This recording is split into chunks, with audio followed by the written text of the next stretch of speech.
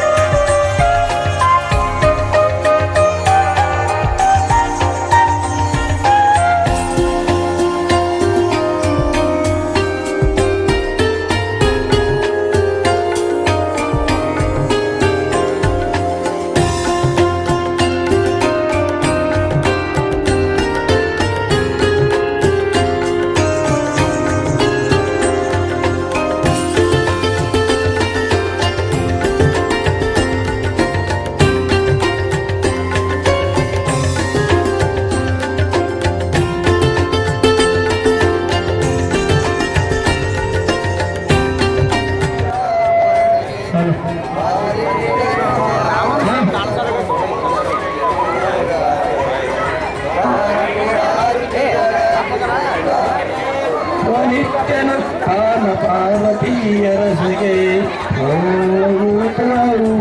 ಮಾಡಿದ ಸಂತ ಅಯ್ಯದೆ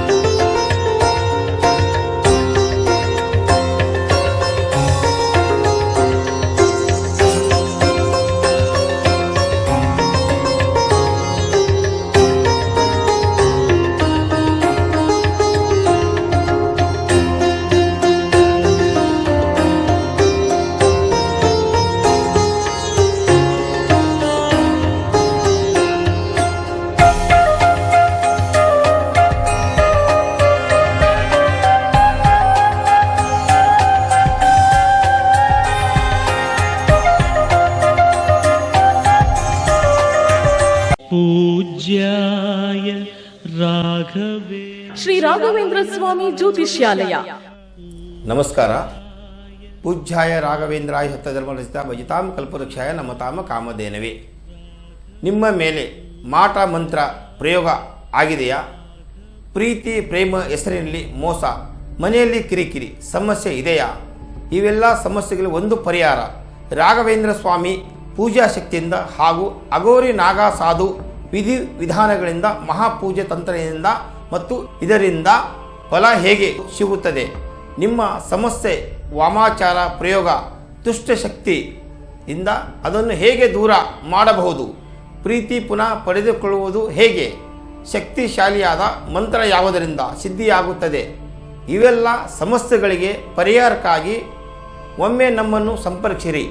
ನಿಮ್ಮ ಭವಿಷ್ಯ ಬದಲಾಯಿಸಿಕೊಳ್ಳಿ. ನಾನು ಪಂಡಿತ್ PM ಭಟ್ ಗುರೂಜಿ, ವಿಜಯಪುರ. ಕಳೆದ 25 ವರ್ಷದಿಂದ ಕಾಯಂ ಆಗಿ ನೆಲೆಸಿದ್ದೇವೆ. ಜನರ ಸೇವೆಯಲ್ಲಿ ತೊಡೆದುಕೊಂಡು ಕಷ್ಟ ನಷ್ಟಗಳಿಗೆ ಪರಿಹರಿಸುತ್ತಾ ಶ್ರೀ ರಾಘವೇಂದ್ರ ಸ್ವಾಮಿ ಜ್ಯೋತಿಷ್ಯ ಮೂಲಕ ಭಕ್ತರನ್ನು ವಿಶ್ವಾಸ ಪಡೆದುಕೊಂಡಿದ್ದೇನೆ. ನಿಮ್ಮ ಸಮಸ್ಯೆ ಹೇಗಿದೆಯಪ್ಪ ಅಂತೇಳಿದರೆ, ಮಕ್ಕಳ ಬಗ್ಗೆ, ಆರೋಗ್ಯ ಬಗ್ಗೆ, ವಿವಾಹಕಾರ ಬಗ್ಗೆ, ಮನೆಯಲ್ಲಿ ಅನಾರೋಗ್ಯ, ಮನೆಯಲ್ಲಿ ಕಿರಿಕಿರಿ, ಜೀವನವೇ ಇದೇನಪ್ಪ ಜೀವನದಲ್ಲಿ ನೊಂದಿ ಬೇಸರಗಾಗಿದ್ರಾ ಅದರ ಬಗ್ಗೆ ಚಿಂತಿಸಬೇಡಿ.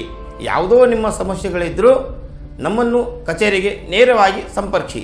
ವೀಕ್ಷಕರೇ, ನೀವು ಹಲವಾರು ಜ್ಯೋತಿಷ್ಯರಲ್ಲಿ ಕೇಳಿ ಅವರಿಂದ ಪರಿಹಾರ ಸಿಗದೆ ನೊಂದಿದ್ದರೆ ಇವರನ್ನೊಮ್ಮೆ ಹಿಂದೆ ಸಂಪರ್ಕಿಸಿ. ಕಾಯಂ ವಿಳಾಸ ಶ್ರೀ ರಾಘವೇಂದ್ರ ಸ್ವಾಮಿ ಜ್ಯೋತಿಷ್ಯಾಲಯ, Pandit PM Bhat, hotel tourist lodge, room number 117, MG road, Vijayapura. Mobile ಸಂಖ್ಯೆ 9880360435. ಸಂಪರ್ಕಿಸುವ ಸಮಯ ಬೆಳಿಗ್ಗೆ 8 ಗಂಟೆಯಿಂದ ರಾತ್ರಿ 8 ಗಂಟೆಯವರೆಗೆ.